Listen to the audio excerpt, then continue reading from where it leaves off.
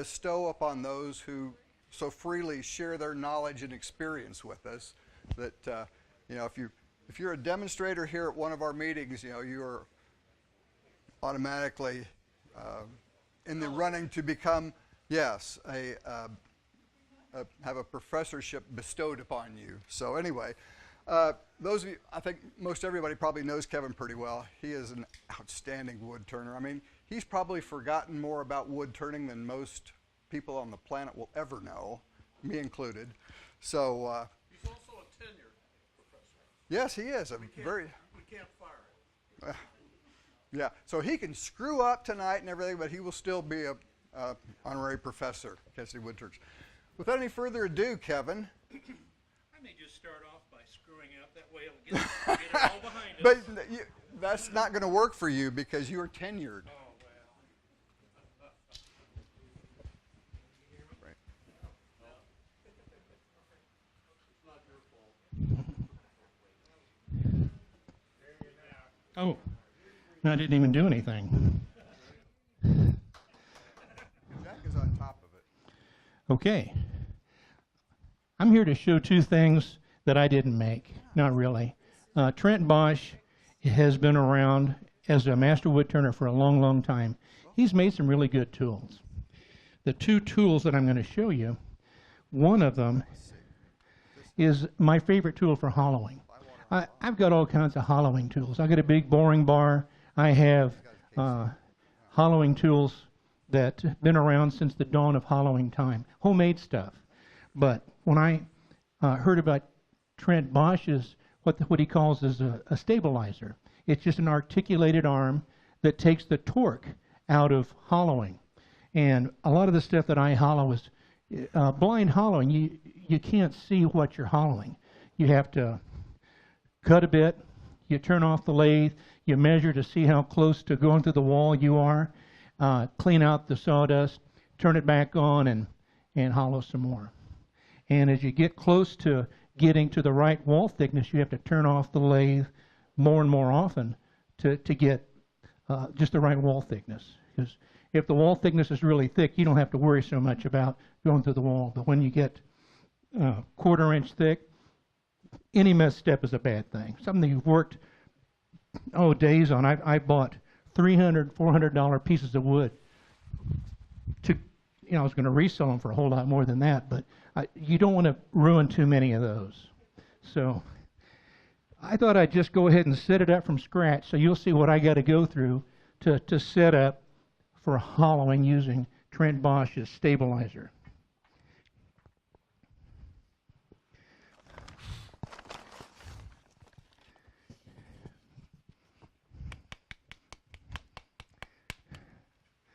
I've already started hollowing this piece of, well, it's wood. It's something.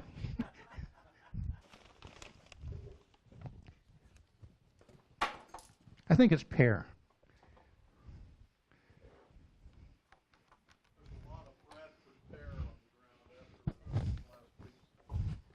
Oh, yeah. This could be Bradford pear. Oh, thank you.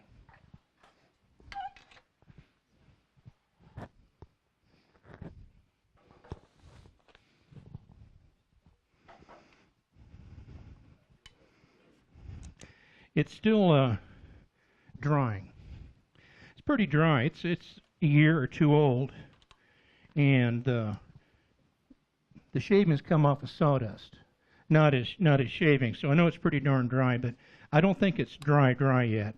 So what I'm going to do is I'm going to hollow it to a 1/2 inch wall thickness, and then I'm going to set it off to the side and weigh it every week. And when it stops changing weight, or even when it gains weight, sometimes that happens. When you have a change of humidity in your house, well, when that happens, I'll know it's done, and I'll take this and hollow it down the rest of the way, round it, and hollow it down the rest of the way, using, in particular, this other invention of Trent Bosch's, which is called the visualizer. And probably a lot of you know about hollowing using a laser. Laser helps you find out what the wall thickness is. I have two hollowers and both of them have lasers, but I've never used the laser. I measure. I don't know why, but I just like to do that. But when Trent Bosch's visualizer came out that uses a TV camera to find out what the thickness is, I thought, well, that's pretty cool.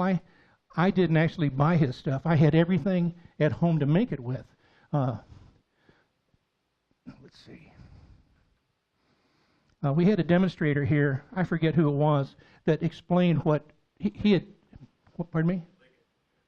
Maybe it was Liggett, that explained to me the Trent Bosch visualizer. And I got to thinking about it, and I didn't want to spend $600. So I thought about it enough, and I thought, I have everything to make that with at home. I got a computer, I've got the software, I've got a camera. It's just a Skype camera. Probably a lot of you are old enough that laptops at one time or desktops didn't have cameras for telecommunicating with your loved ones across the country. Well, they had little Skype cameras, so you can clip them on to your screen, and you can talk to people face to face over the telephone wires. Well, I had a couple of those Skype cameras too, because I worked out of town for years, and it's a lot better to talk to someone on the phone, and if you can see them, it's kind of nice to be able to see your wife and talk to her than just say hi over the phone. Well, anyhow, I'll get back to what I was doing. I usually use a cone to verify that I'm centered.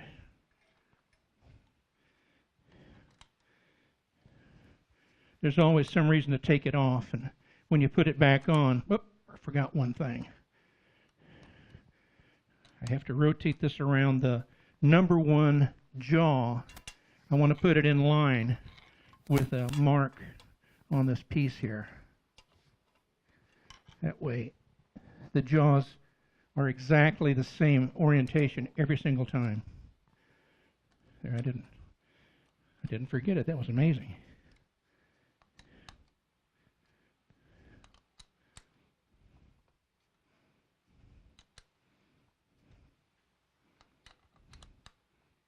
Kind of sneak up on it. After I hollow it to a 1/2 inch and let it sit for a while, the next time I put it back on the lathe, I'm going to put it between centers, and I'll cut the dovetail one last time, and if I need to, I'll cut this up here.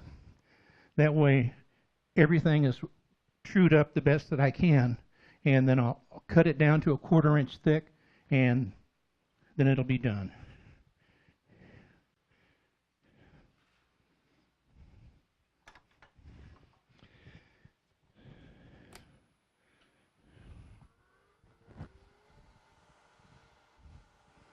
It's pretty well centered.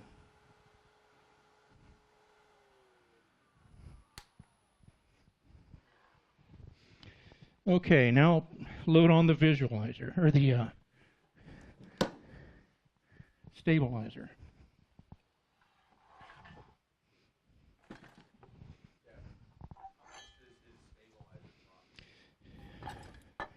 There's 2 different sizes. There's the big one, the one I have, and it takes as big a tool as 3/4 inch.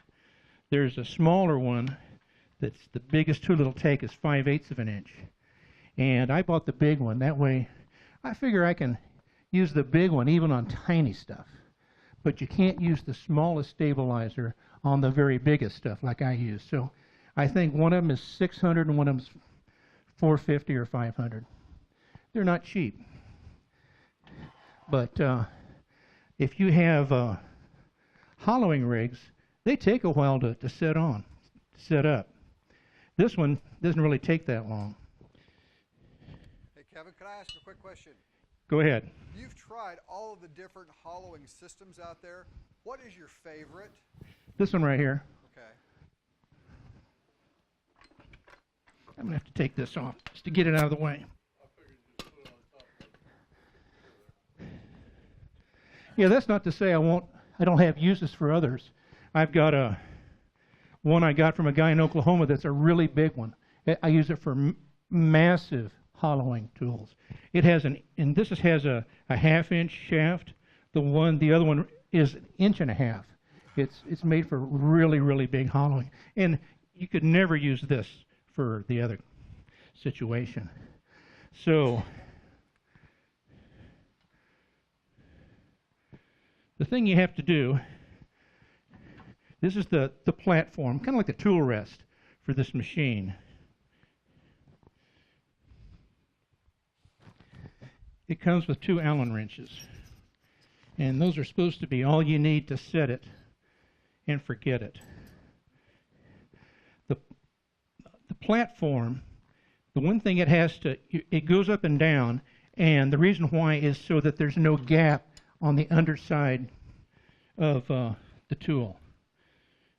As soon as you touch the tool to wood, the wood forces the tool down to touch this tool rest. So you want it touching. Just kissing it. Doesn't have to touch it very, very hard, but you want to be able to let it move back and forth really easily. So that's one of the settings for this 1/2-inch thick cutter. If I just used 1/2-inch cutters, I'd never have to set the tool height, the tool rest height again. But the other thing to set is the tool has to be centered.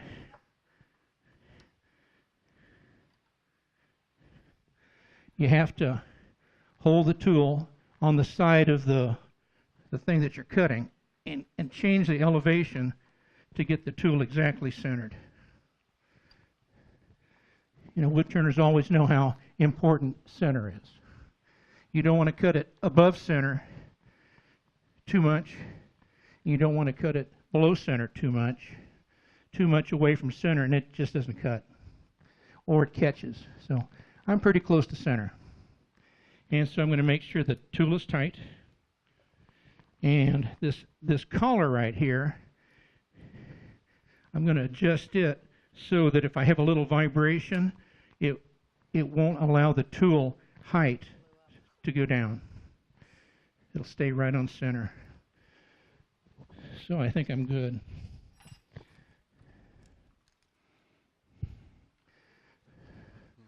So this is yeah, I have. Howard asked me if I tightened the banjo. I'm going to make sure I tighten everything again. All right. This hollow turning, I've already drilled out the center. I drilled out the center with the biggest Forstner bit I had, all the way to within a 3/4 of an inch at the bottom. That makes it easier to hollow. I've also done some hollowing at the very top of it. So I'm going to turn this on and we'll do some hollowing.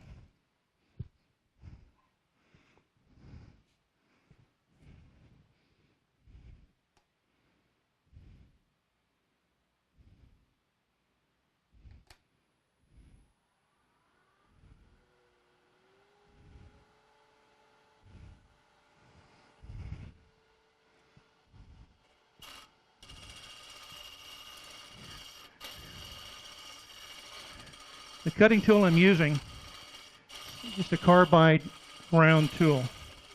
It's not my favorite tool, but the neck of this hollow form is pretty tight, and I can't get my favorite tool in here. I'll show you which tool I prefer.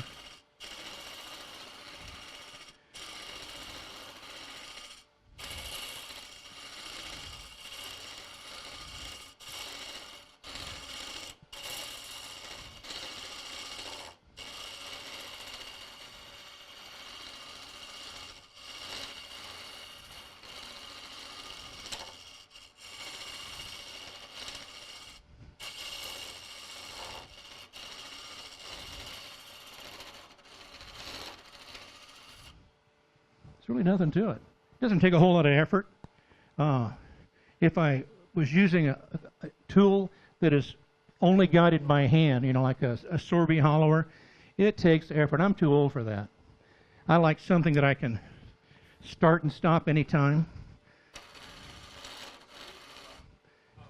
If I hear someone coming in the room, what's that? What speed do you like to hollow? Not as fast as you might think, about 800 RPM. Not very fast. Once in a while I'll turn it up. If if I have it on a steady rest, I'll turn it up. I just don't trust dovetails all that much. They're, yes, sir. Are you limited in the diameter part of the tool limited to a certain diameter? This tool right here, it is limited a little bit. In fact, this is the limit right here. It's about 8 inches. The tool that I like the best, it's got a 3/4 inch shaft. It's the biggest, it's what this Trent Bosch tool is made for, a 3/4 inch shaft. I have to use an arbor to use the 1/2 inch shaft. But 1/2 inch tool is plenty big to do this size of a vase. Now this 1 inch or 3/4 inch diameter, I can make a real deep hollow turning with this.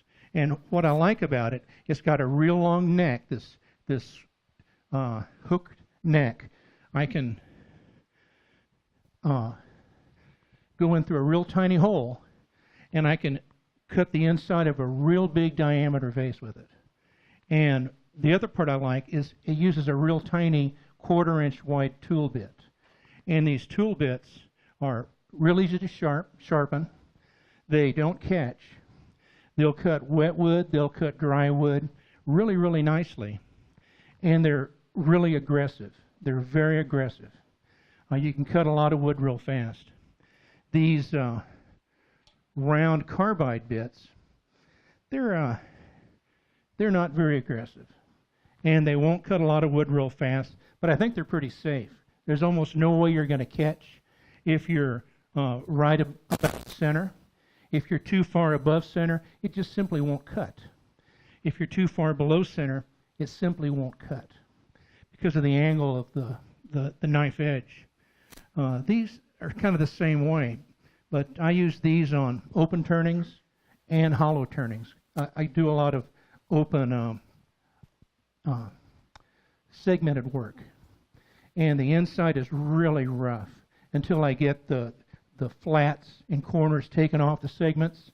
Well, these are really aggressive, but they don't make the wood bounce and vibrate real bad. So anyhow, I like that kind of cutter.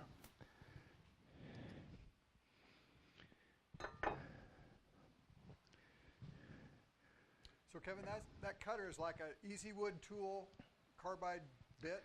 Yeah, it's just like an easy wood tool. Okay. Easy wood makes it, it's not an easy wood tool. I buy them from Arizona because they're about half price, but it is an easy wood tool. It fits on the easy wood tools. But for hollowing, I think it's great. And I'll tell you another thing, it doesn't leave a super good surface finish. It leaves a way better surface finish than this. This leaves a horrendously bad surface finish. Like when you're making the last hollowing steps, you don't want to be very close with this. You want to start using something that's got a wider cutter head, like this carbide, and it feathers out the cut marks. You know, the tool marks. The thinner the head, the worse the tool marks are. So when I want to get closer, I'll use this carbide. When I want to get really close, I'll use a teardrop shape that has a really long cutter surface, so it feathers out all the tool marks.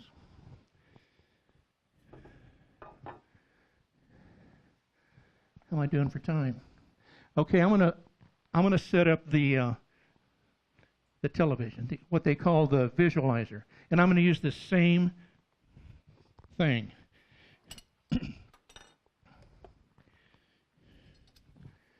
Use the same cutter.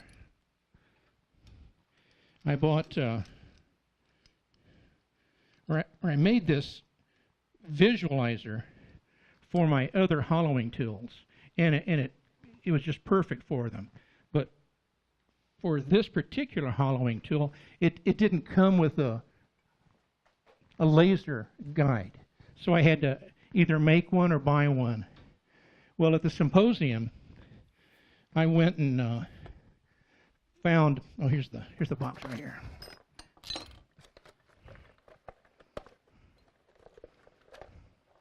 You've probably heard of Ron Brown's stuff. But this is Ron Brown's Best Laser Turning Guide. Well, it makes a great guide for this visualizer too. So this goes on, and then the camera goes on.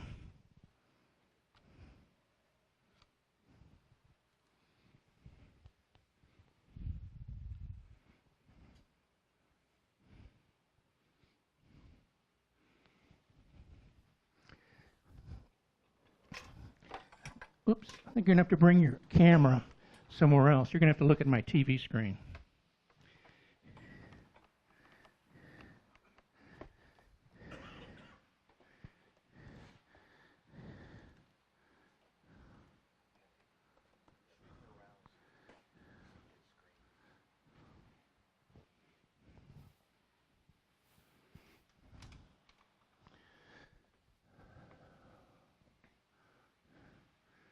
I'm going to make this full screen.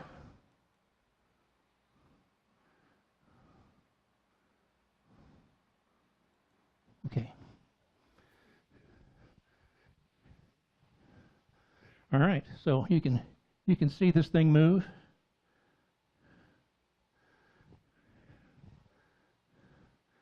Good. I think I can even watch that camera right there, right? Monitor right there, and see what I'm doing. So the first step in using this is getting the camera about center on the screen. It's pretty darn close. So it's right above the cutter. The next step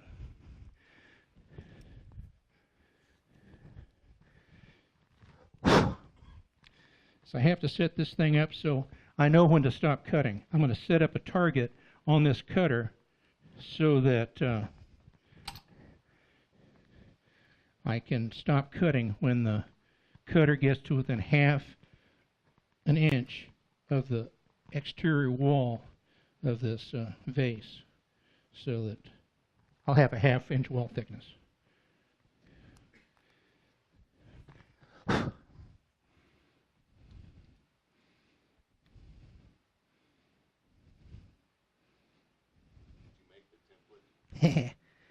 I bought that. No. I made it. It's just a cardboard file folder. All right.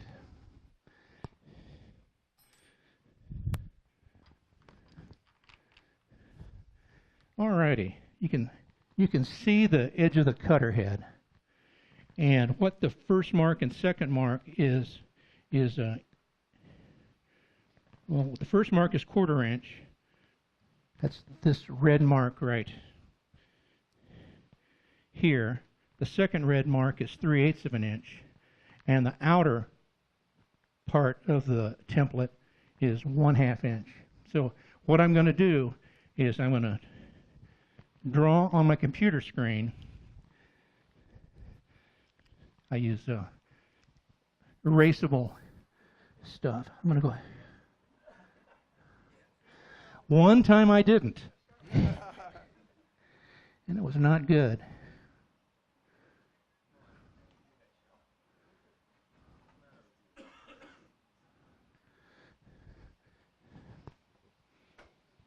Can you get that shot, Effie? I'll just stop what I'm doing right now, just for a second. In fact, what I'm going to do, I'm going to, whoops. I need a, that makes it a little bit better. I put it over a more neutral background. So what I'm going to do is I'm going to take the black pen and I'm going to go around and mark the perimeter of my target. That's at 1/2 inch. Well, thank you, sir. And that's all I really need. But for you guys, what I'm going to do is I'm going to make some other marks on the screen. I'm going to draw the perimeter of the cutter. All right? And I'm going to draw the shaft. Put a happy face on it? I'll put a happy face on there.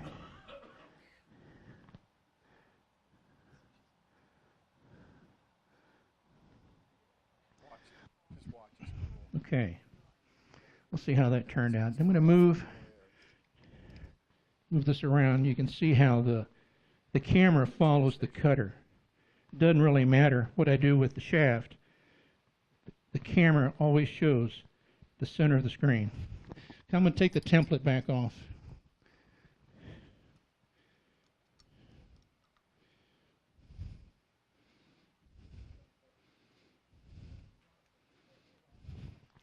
This is taking a lot longer than what it'd take me at home.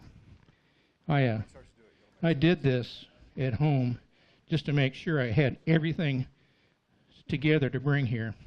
It just took a few minutes. I did a lot less talking. I hummed, maybe whistled. All right. See, as I go into the, okay, you can see that, oh, I'm going to look at that screen right there. You can see where the 1/2 inch line is. I'm going to go all the way down as far as I can go. You can see how deep my hole is. My hole's almost 1 inch deep. But when it's a Forstner bit, so when Forstner bits always have a little tip on it.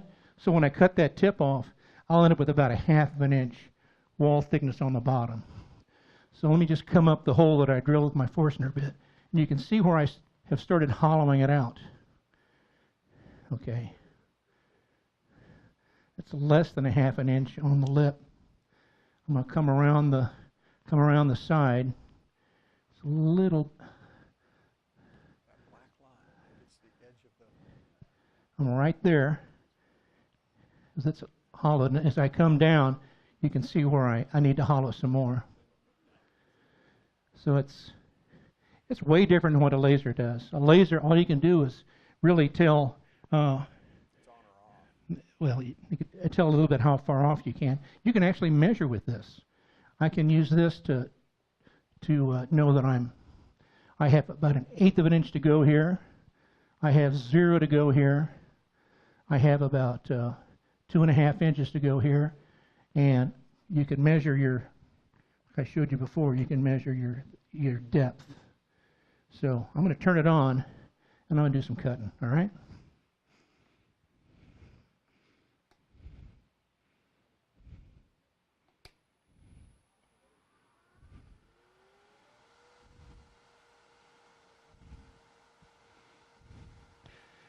I'm going to tighten this up before I cut.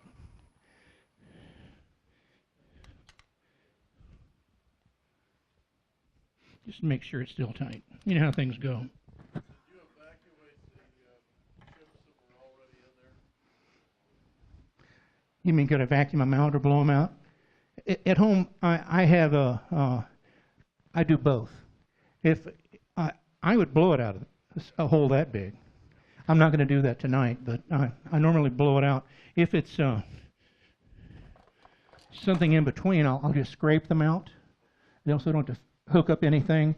If it's, I'll vacuum them out if it's big enough.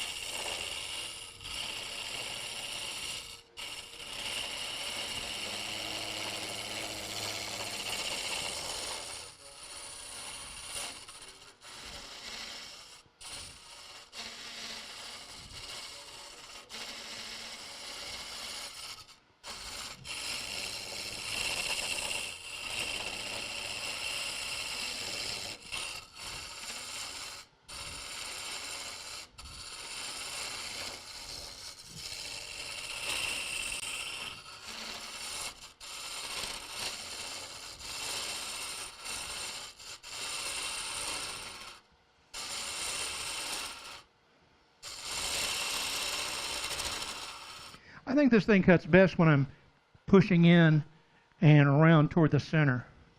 If I go the other way, it tends to throw it off balance a little bit. What did I do?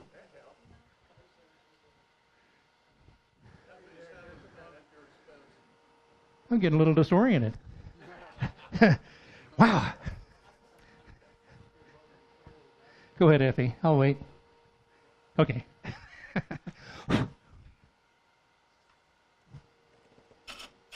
Oh, another thing, if you're ever unsure that you're still in line, just take it out. I can see right now the camera is exactly in line with the cutter head. So I'm good.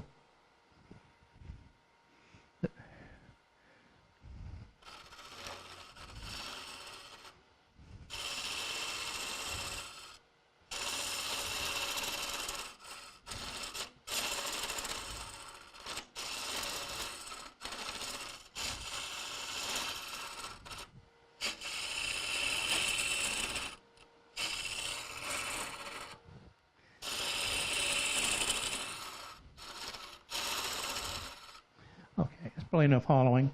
Let's talk about the parts to the visualizer. For the TV screen, you could just use any old monitor. Well, no, not a monitor. You need a laptop. And let's talk about that first. The first laptop I used, I had an old laptop. It was an old laptop, and it was not a very fast laptop. And if you've ever seen any, I don't know if you've seen Skype, but it can be kind of jerky. You know, as you see someone move, it's not a clean, smooth movement. It just jerks. And that's because the computer's slow. It can't handle the pictures per second. Well, that's why you can't really use a monitor. Well, you need a program to use this data. So I just got a different laptop. This is still an old laptop, but it's way better than the one I had. The old one I had was made for DOS. It was it was old. Was it one of those suitcase? Oh, a luggable? It wasn't quite that bad, but it was a laptop. But I changed laptops, and what I found out that I thought it was the camera. Well, I was totally wrong about the camera. Even the worst Skype camera is plenty good, as long as you have a computer that's fast enough.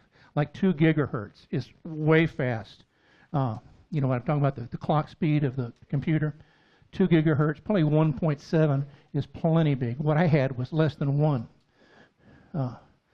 So you need a computer. You need software to process the camera. And the software I had too, I'm not really sure why I had it, but it's video processing software. It's for taking screenshots and for recording stuff.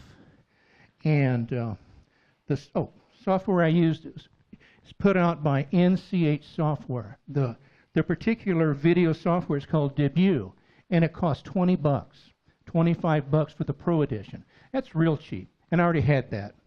So the other thing you need is a camera.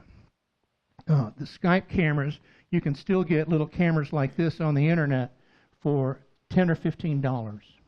They're real cheap. And I think you can probably get cameras for $1. You just have to figure out how to mount them. These Skype cameras are really kind of handy because the shape lends itself for putting it on this shaft here. And I just taped it on. And I guess I saved myself about $700 doing it. And so if you have a Skype camera, you have Debut software, you have a laptop, you have yourself a $700 visualizer. It's not that hard to make. You made one, didn't you? You know, I did not. Okay. How much was Ron Brown's arm? Well, the Ron Brown's arm was probably $150, I think, $150. And I only bought that because I didn't have a laser arm for this stabilizer. I have a laser arm for my other hollowers, and but I tell you, I like this stabilizer a lot. It just takes seconds to put on. Another thing is, I've got a little lathe. I've got a bowl lathe. My lathe is this long. It's a big lathe. It's 24-inch lathe, but it's made for bowls. So I never could buy a really normal-sized hollower. The hollowers I have are special, as this is too. I can put this on any lathe there is, actually.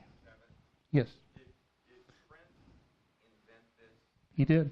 He Yeah, so he's going to be mad at me if I tell everyone how to do it. Well, It's too bad. you know, that's why I never did it, because it's really a form of plagiarizing a person's livelihood.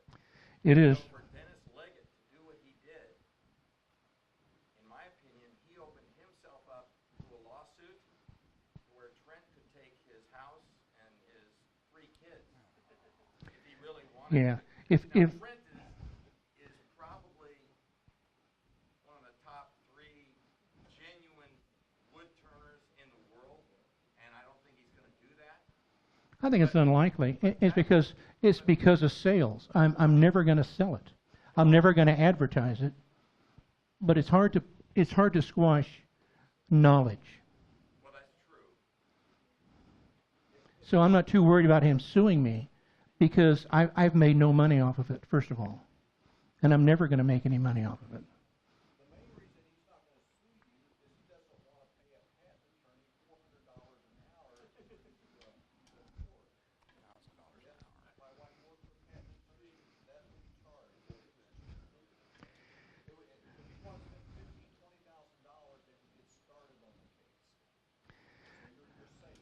I'm not really too worried about it. There's a lot of people that have made these. I don't think anyone's made it quite like I have, but there is information on the internet on how to make these. So I wouldn't be the first. Go ahead. Kevin, I made one similarly, but not using a computer, using a TV backup camera for an automobile. That information's on the internet. Right. Through Alan Steinreich. At any rate, it's the whole system cost me the cost of the camera, which I think was $20, and it does work on a monitor, and it doesn't need any programming.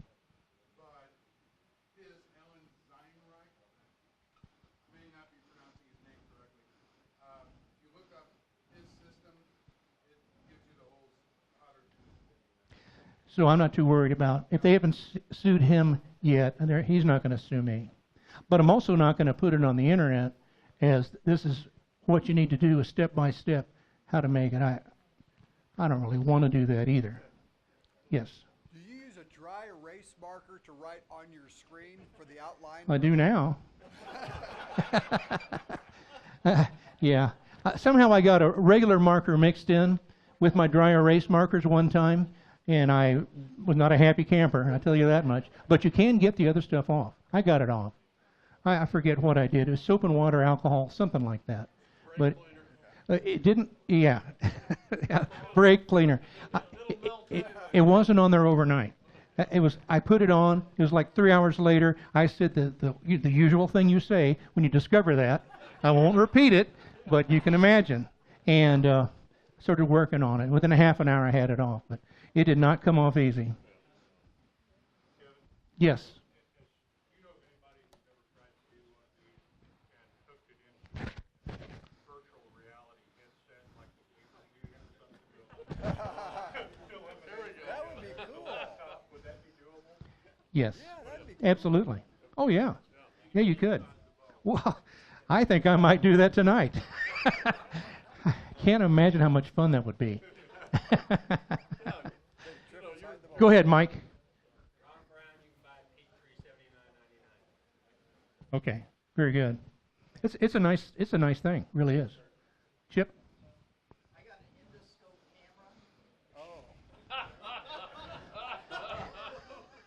Wireless, and I Wi-Fi it to my tablet, and I do it on my tablet. Perfect. See, there's a lot of different ways to do it. I got a $1 camera off one of these bidding things on TV, and I think I could hook it up to a $1 camera, and it focuses. I think I could get a better focus on it from China. Colonoscopies in your garage? Any more questions? I sure had a fun time doing this, by the way.